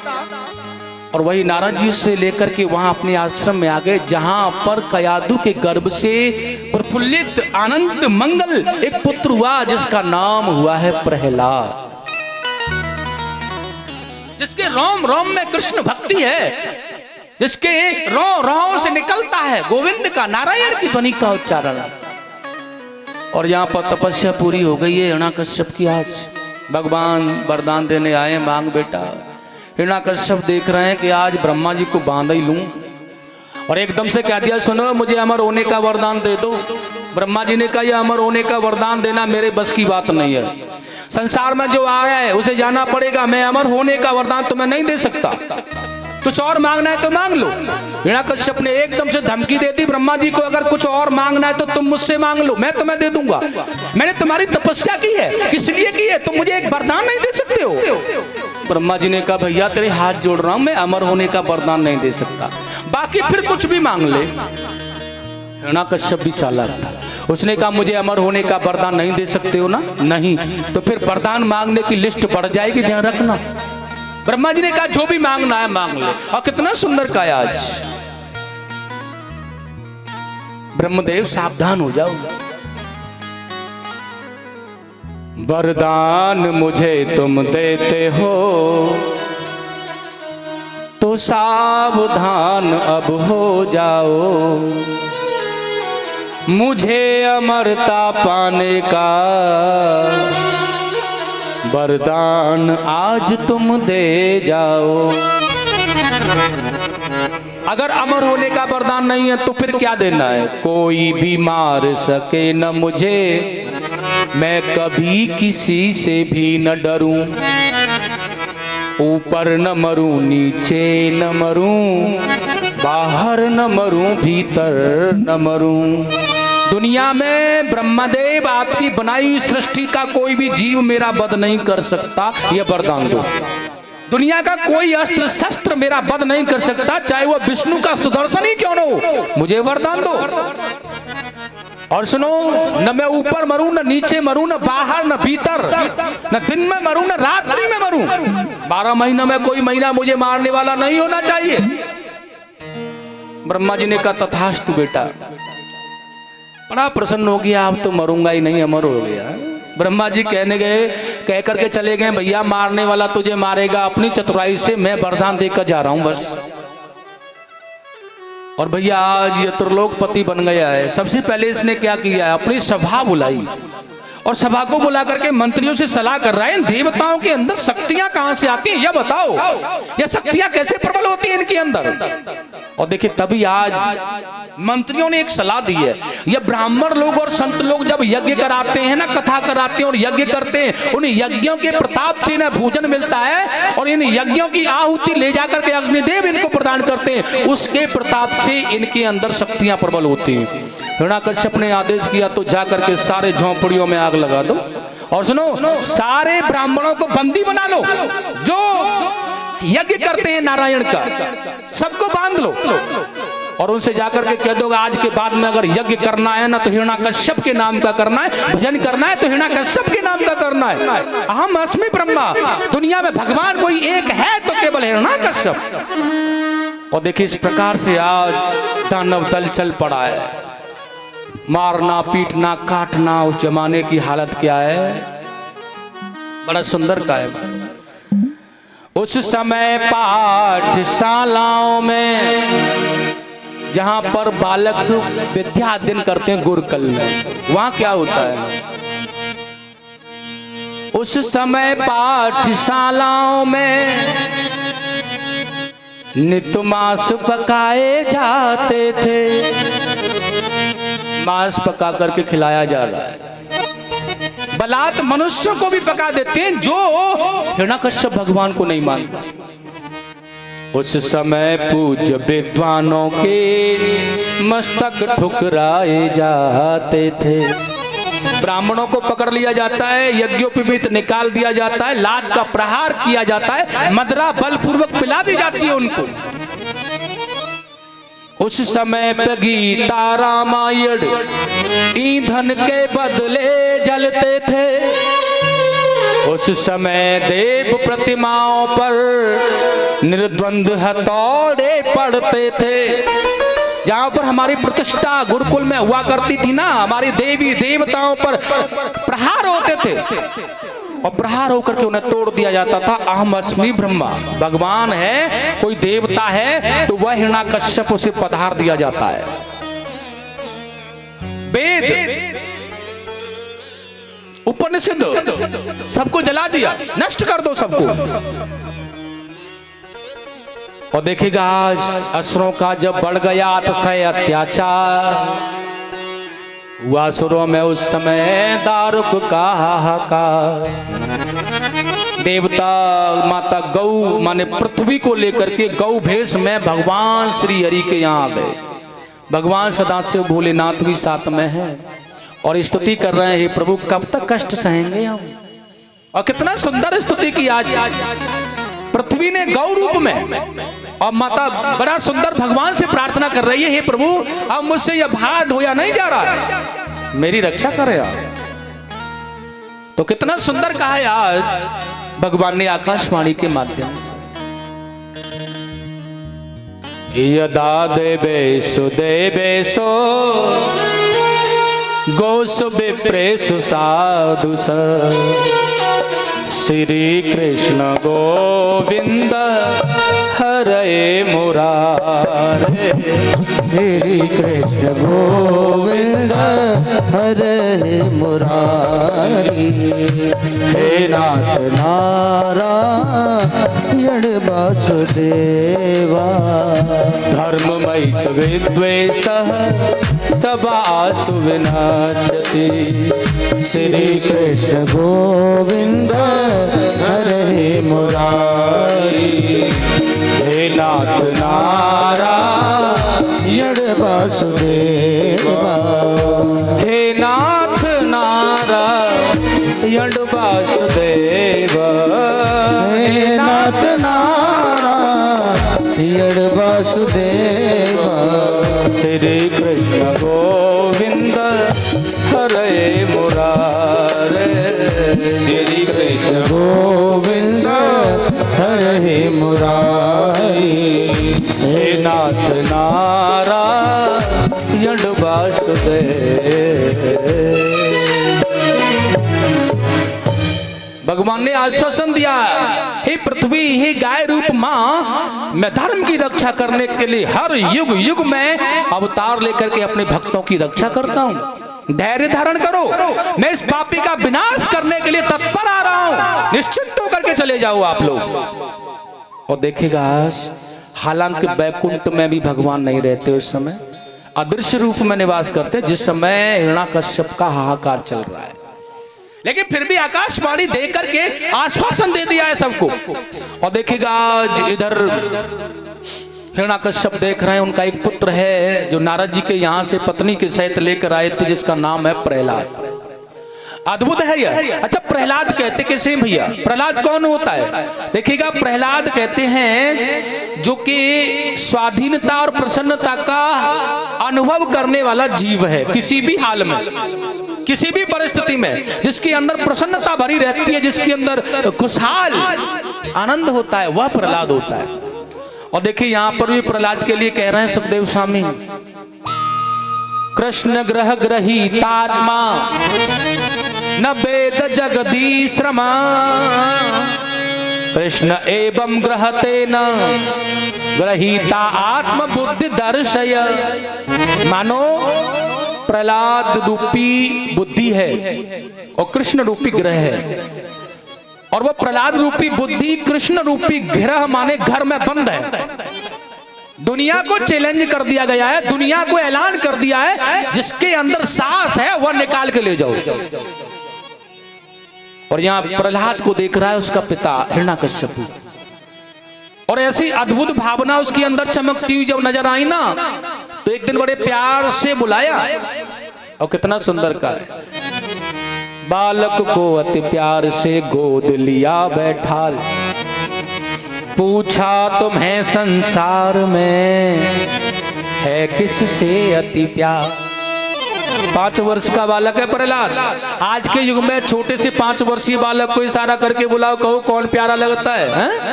और दादा दादी माँ पिता चाचा ताऊ सब पास में हो तो वह चारों ओर घूम करके नजर फिरा करके देखता, और जिसकी जेब में बड़ा नोट होता उसी के पास जाकर कहता यह प्यारा लगता है।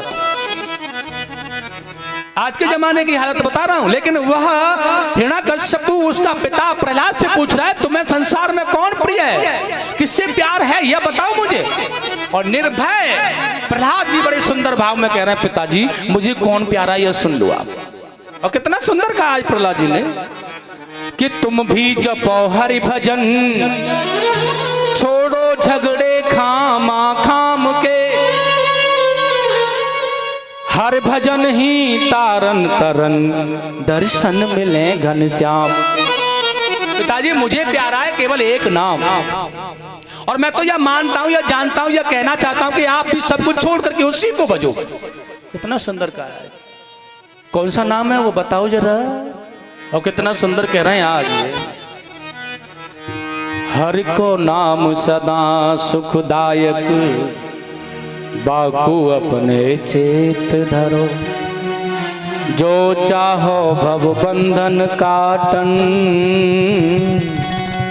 तो प्रेम से प्रभु की भक्ति करो। बहुत सुंदर भाव में गया आज।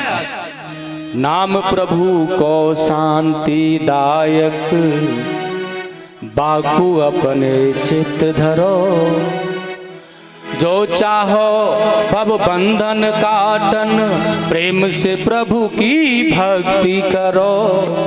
हरि को नाम सदा सुखदायक, हम सदा सुखदायक।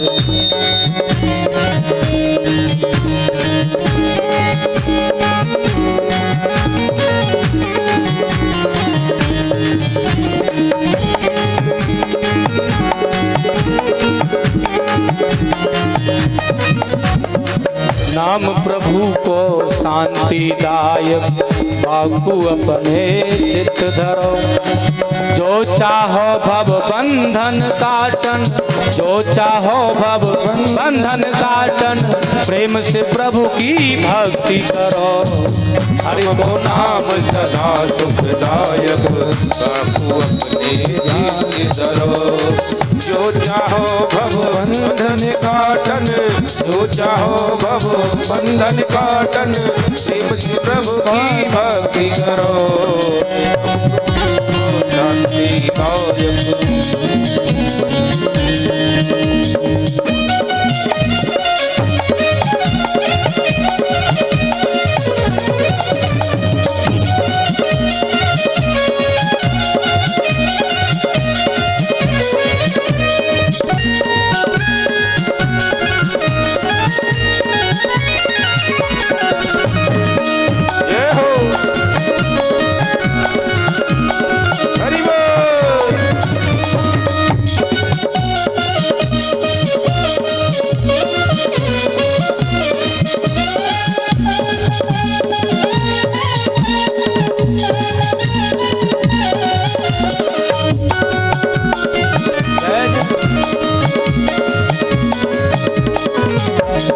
और पिताजी एक बात और सुन लो मेरी, मुझे क्या प्रिय लगता है। भवसागर से पार करेंगे, नाम प्रभु का सहारा है। ओ भवसागर से पार करेंगे, नाम प्रभु का सहारा है। भवसागर से पार करेंगे, नाम प्रभु का सहारा है। भवसागर से पार करेंगे, नाम प्रभु का सहारा है। नवदा भक्ति तरण तारण है, और न कोई किनारा है। ओ नवदा भक्ति तरण तारण है, और न कोई किनारा है।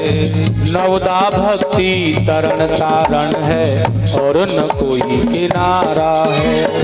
नवदा भक्ति तरण तारण है, और न कोई किनारा है। आठों याम ये नाम प्रभु को, आठों याम ये नाम प्रभु को, आठों याम ये नाम प्रभु को, आठों याम ये नाम प्रभु को। सुमिरन करके भव से तरो।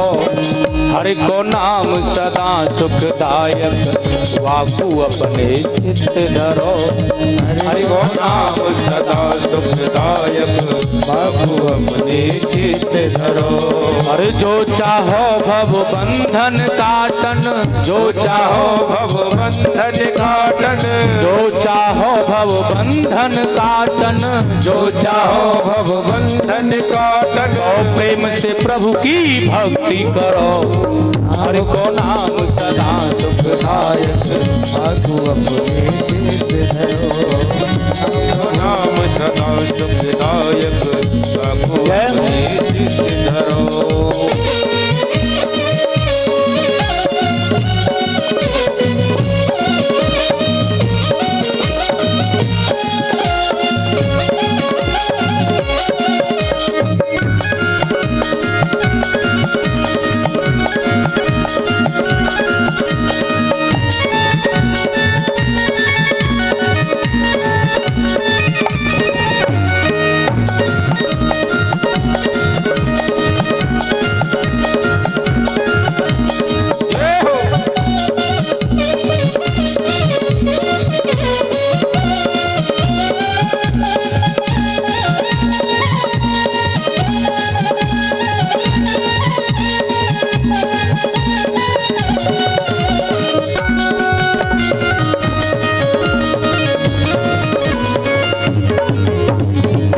और कितना सुंदर कहा है प्रहलाद जी ने, पिताजी पूज्य पिताजी क्या प्रिय मुझको, हाँ पूज्य पिताजी क्या प्रिय मुझको, मन का भजन प्यारा है हमको। पूज्य पिताजी क्या प्रिय मुझको, मन का भजन प्यारा है हमको। हाँ पूज्य पिताजी क्या प्रिय मुझको, मन का भजन प्यारा है हमको। पूज्य पिताजी क्या प्रिय मुझको, मन का भजन प्यारा है हमको। हाँ उनको नाम प्रेम से गायो, उनको नाम प्रेम से गायो, उनको नाम प्रेम से गायो, उनको नाम प्रेम से गायो। ओ नर पार भयो, नाम प्रभु को शांतिदायक, वाकु अपने चित्त धरो। नाम प्रभु को शांतिदायक, बाबू अपने चित्त धरो। जो चाहो भव बंधन काटन, जो चाहो भव बंधन काटन, जो चाहो भव बंधन काटन, जो चाहो भव बंधन काटन। तो प्रेम से प्रभु की भक्ति करो, हर को नाम सदा सुखदायक, वाकु अपने चित्त धरो। तो नाम सदा सुखदायक, बाबू अपने चित्त धरो। हाँ हर को नाम सदा सुखदायक, वाकु अपने चित्त धरो। हर को नाम सदा सुखदायक, बाबू अपने चित्त धरो। ओ हरि को नाम सदा सुखदायक, बाकु अपने चित्त धरो। हरि को नाम सदा सुखदायक, बाबू अपने चित्त धरो। हरि को नाम सदा सुखदायक, बाकु अपने चित्त धरो। हरि को नाम सदा सुखदायक, बाबू अपने चित्त धरो। हरि को नाम सदा सुखदायक, बाकु अपने चित्त धरो। हरि को नाम सदा सुखदायक, बाबू अपने चित्त धरो। पिताजी ने देखा नारद जी के मेल जोल में रहा, इसलिए बोल रहा है। शुक्राचार्य जी के दो पुत्र थे षंडमन, बुला करके कहा सुनो इन्हें ले जाओ गुरुकुल में और हमारे यहाँ जो विद्या अध्ययन होता है वो करो। ले गए बेचारे गुरुजी उसे पकड़ के, खूब पढ़ाने लिखाने की कोशिश की। कुछ दिनों के बाद में भेजा प्रहलाद जी को। पिताजी ने पूछा बेटा कितने पाठ पढ़ करके याद कर लिए? बहुत जोर से चिल्ला करके कहा है पिताजी मैंने 9 पाठ पढ़ करके घोट करके पी लिए, जरा सुना तो दो।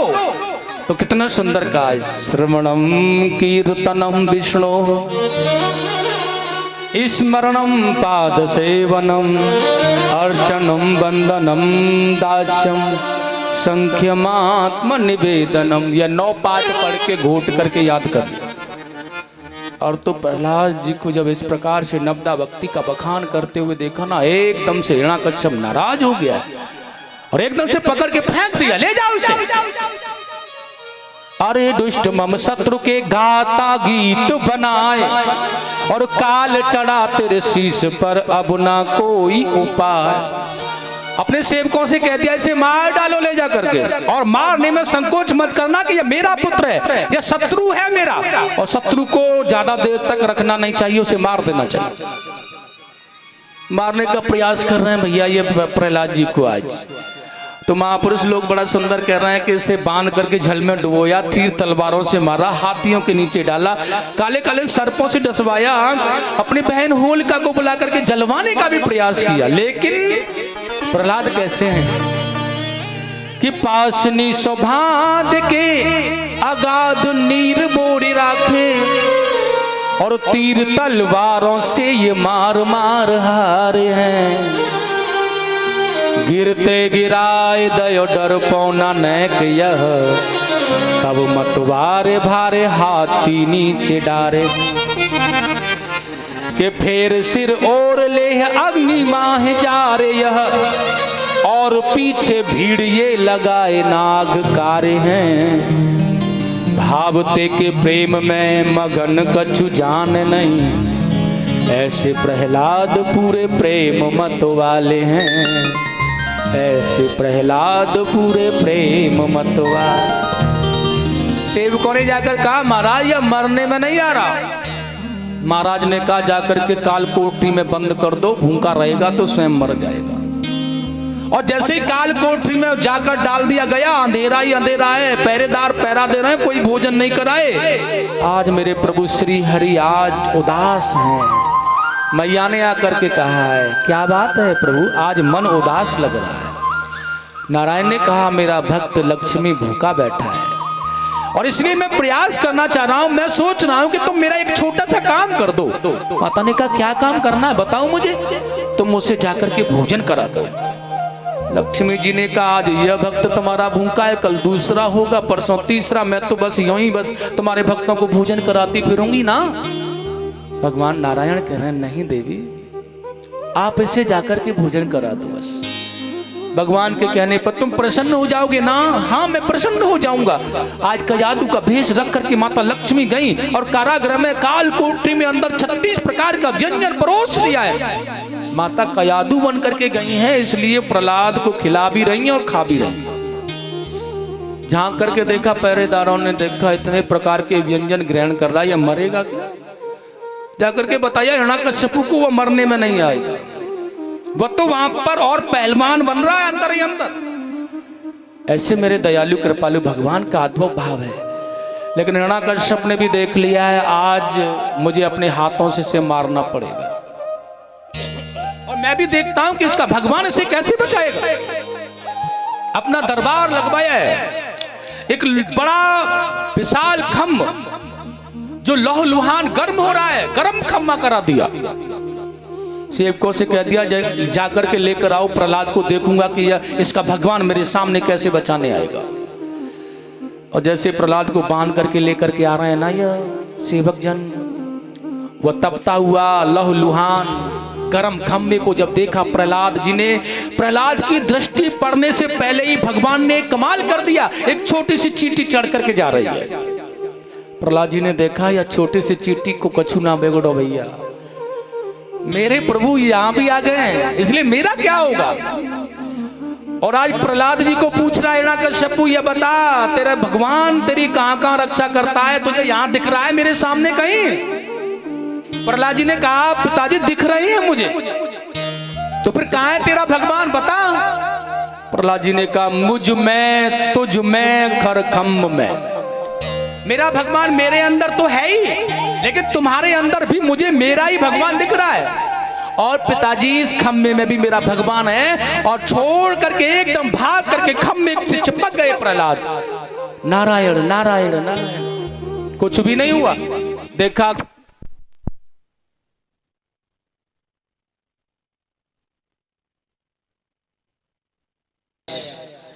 जोर से उठा, खड़ा होकर के अट्ठास करके गर्जना की, प्रहार किया, खम्मा टूट गया।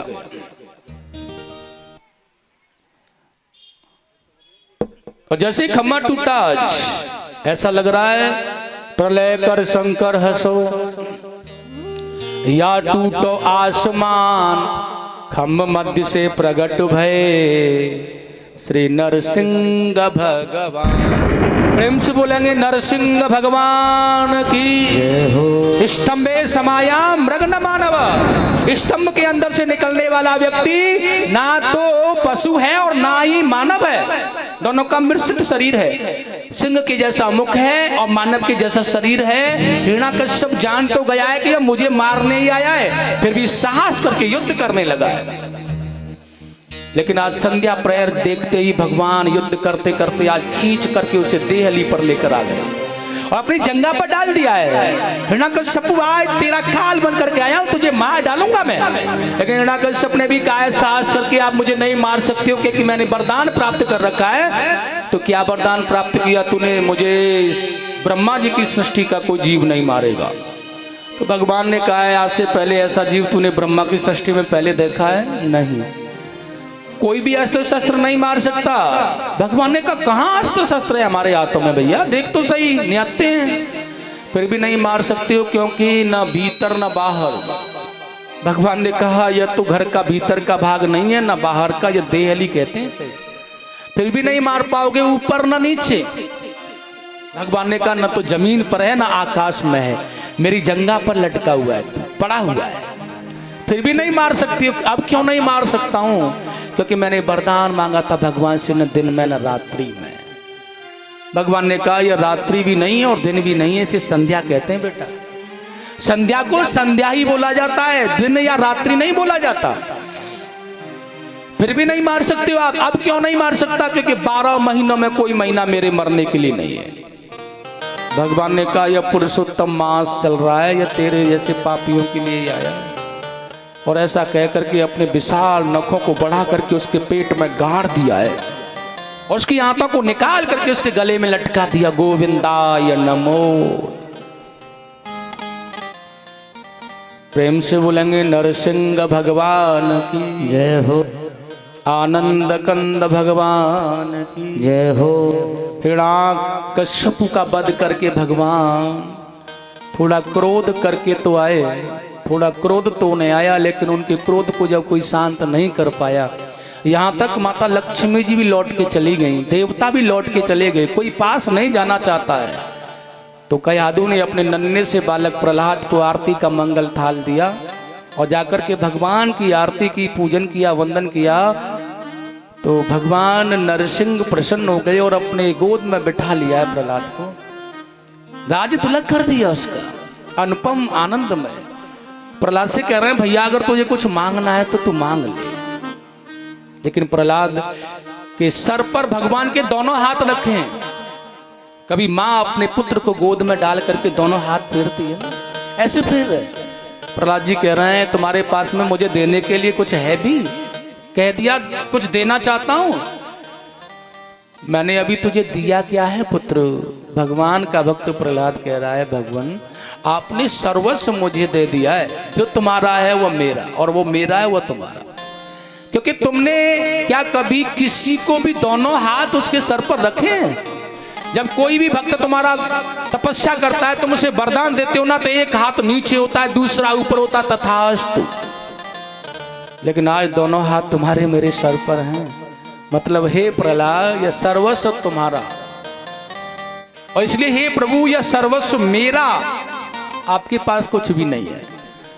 भगवान नारायण बड़े प्रसन्न हुए हैं, कितना चालाक है? कितना अद्भुत है, बिना कुछ दिए ही सब मांग लिया है। भागवत भक्तों में प्रहलाद का वर्णन किया गया, उनमें श्रेष्ठ उपाधि प्रहलाद को मिली। इस प्रकार से आज प्रहलाद जी का राज्य अभिषेक करके भगवान नरसिंह चतुर्भुज रूप में आकर के प्रहलाद को परम दर्शन दिया और अपने धाम के लिए चले गए। देवताओं का कल्याण किया प्रहलाद जी ने और अपने वंश की वृद्धि की। प्रेम से बोलेंगे प्रहलाद जी महाराज की, नरसिंह भगवान की जय हो, सतगुरुदेव भगवान की जय हो। जय जय श्री राधे श्याम। और आज की कथा का यहीं पर होगा विराम। विश्राम। कल की बड़ी पावन कथाएं होंगी, देखिएगा। ग्राह गजेंद्र का उद्धार, राजा बलि पर कृपा और भगवान श्री रामा अवतार की कथा सूक्ष्म रूप में, और भगवान श्री कृष्ण का प्राकट्य मथुरा से नंद महल में आकर के नंदोत्सव। कल मेरे भगवान गोविंद का पावन पवित्र मंगलमय प्राकट्य मथुरा कंस की कारागृह से नंद महल में जाकर के नंदोत्सव मनाया जाएगा। कल भगवान कृष्ण का अवतार होना है। लेकिन कल अवतार तो बहुत होने हैं, लेकिन उसमें भी बहुत खास होगा मेरे प्रभु मेरे गोविंद का, मेरे भगवान का प्राकट्य, कृष्ण का प्राकट्य। इसलिए अपनी बहुत अच्छी तैयारियों के साथ में आप लोगों को आना है, पधारना है। बहुत अच्छी व्यवस्था विकास। आज की कथा को यहीं विराम देते हैं। प्रेम से बोलो एक बार राधे राधे राधे।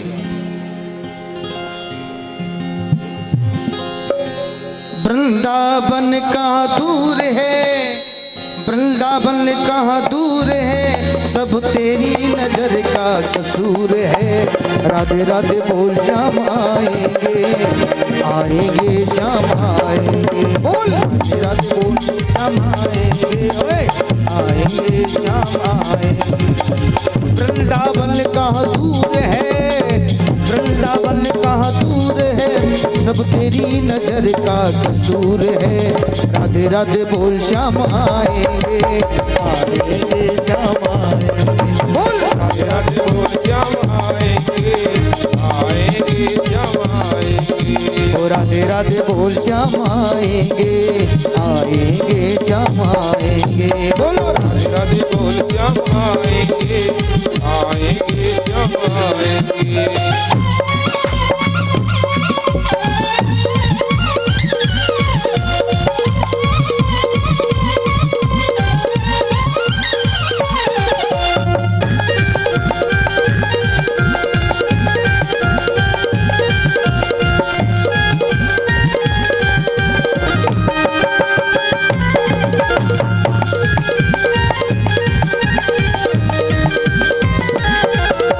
निकलेगा मेरी भक्ति का परिणाम, तेरे घर भी आएंगे घनश्याम।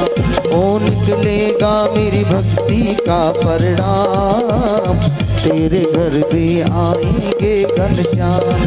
बस याद कर फरियाद कर, बस याद कर फरियाद कर, ना यूं जीवन बर्बाद कर, बीते दिन लौट न आएंगे। ऐसा नहीं, एक बार सही भक्त दोनों हाथ उठाए जितने भी खड़े हैं और दीवाने होकर बोले राधे राधे बोल श्याम आएंगे, आएंगे श्याम आएंगे। राधे राधे बोल श्याम आएंगे, आएंगे श्याम आएंगे। ओ राधे राधे बोल श्याम आएंगे, आएंगे श्याम आएंगे। बोलो राधे राधे बोल श्याम आएंगे, आएंगे श्याम आएंगे।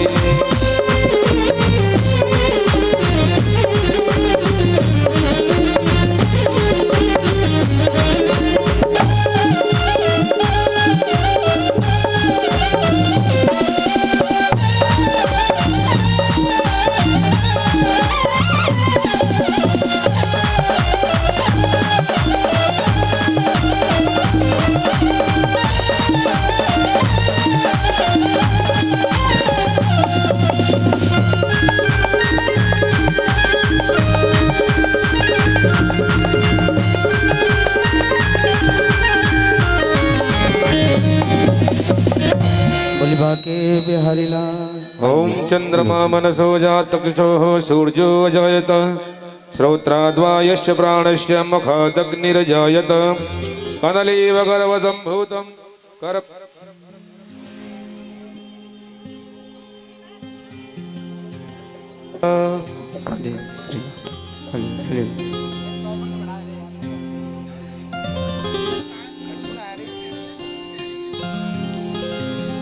पाग बनो पटिका बनो,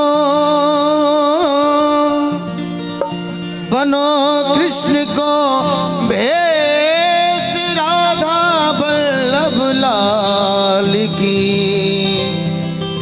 ये सब भक्त आरती ले, आरती गाऊं तुमको मनाऊं, बाके बिहारी तेरी आरती गाऊं। बाके बिहारी तेरी आरती गाऊं। ओ बाके बिहारी तेरी आरती गाऊं। बाके बिहारी तेरी आरती गाऊं। चरणों से निकली है गंगा प्यारी, चरणों से निकली है गंगा प्यारी। ओ चरणों से निकली है गंगा प्यारी, चरणों से निकली है गंगा प्यारी। ओ जिसने सारी दुनिया तारी, जिसने सारी ओ दुनिया तारी, उन चरणन में शीस नवाऊं। बांके बिहारी तेरी आरती गाऊं। मोरा मुकाटे तेरे शीस पे सोहे। मोरे मुकुट तेरे शीश पे सोहे। ओ प्यारी बंसी कान्हा मेरा मन मोहे। प्यारी बंसी कान्हा मेरो मन मोहे। प्यारी छवि तेरी दिल में बसाऊं। बांके बिहारी तेरी आरती गाऊं। हो संग में सोहे वृषभानु दुलारी। संग में सोहे वृष भानु दुलारी। हाँ ललिता दिक सब सखिया प्यारी। ललिता दिक सब सखिया प्यारी। युगल छवि के मैं दर्शन पाऊं। बांके बिहारी तेरी आरती गाऊं। ओ व्यास दास जी के नाम आप हो। व्यास दास जी के नाथे आपे हो। हाँ सुख दुख जीवन प्यार साथ आप हो। सुख दुख जीवन प्यारे साथ आप हो। बार बार तेरे दर्शन पाऊं। बांके बिहारी तेरी आरती गाऊं। कर्पूर गौरम करुणावतारम संसार सारम भुजगेन्द्रहारम सदा वसंतम हृदयारविंदे भवम भवानी सहितं नमाम। बोलो त्वमेव माता पिता त्वमेव बंधु सखा त्वमेव विद्या द्रविणं त्वमेव सर्वं मम देव। बोलो त्वमेव सर्वं मम देव त्वमेव सर्वं मम देव।